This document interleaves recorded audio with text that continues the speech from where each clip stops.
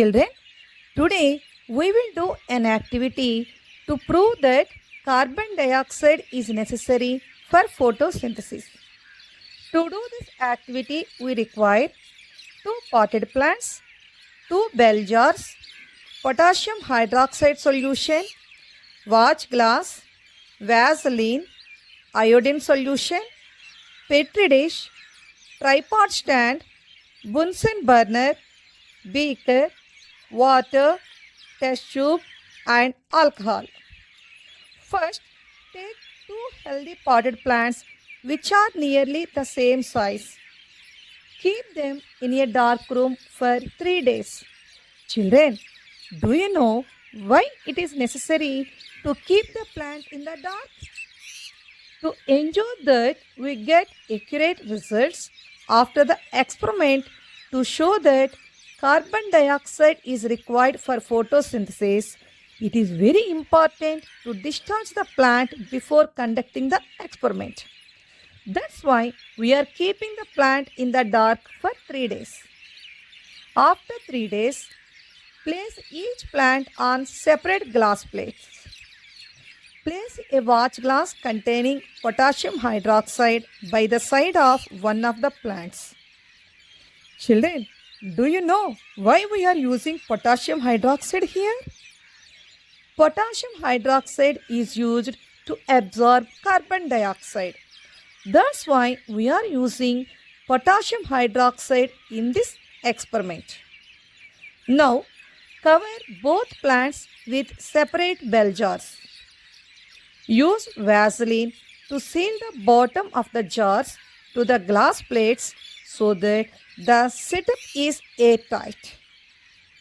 Keep the plants in sunlight for about 2 hours. After 2 hours, pluck a leaf from each plant. Dip the leaves in boiling water for a few minutes. After this, immerse the leaf in a test tube containing alcohol. Carefully place the above test tube in a water bath and heat till the alcohol begins to boil.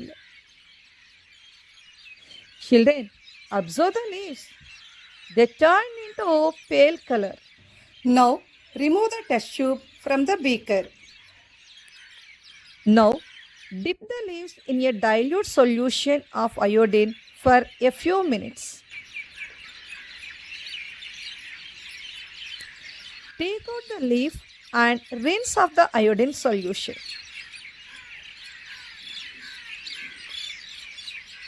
Children, now observe it.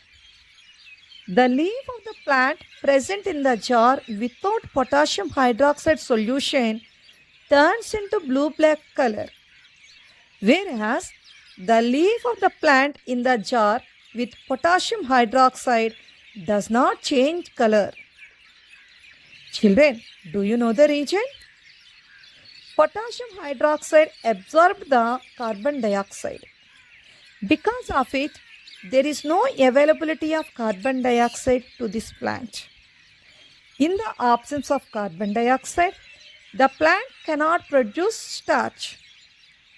From this activity, we can conclude that the presence of starch in the leaf indicated by the blue-black color with iodine shows that photosynthesis occurs when carbon dioxide was available. Hence, it proved that carbon dioxide is necessary for photosynthesis.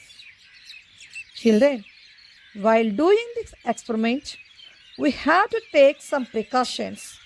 They are: ensure that the bell jars are properly sealed to prevent air exchange, and handle the glass items with care.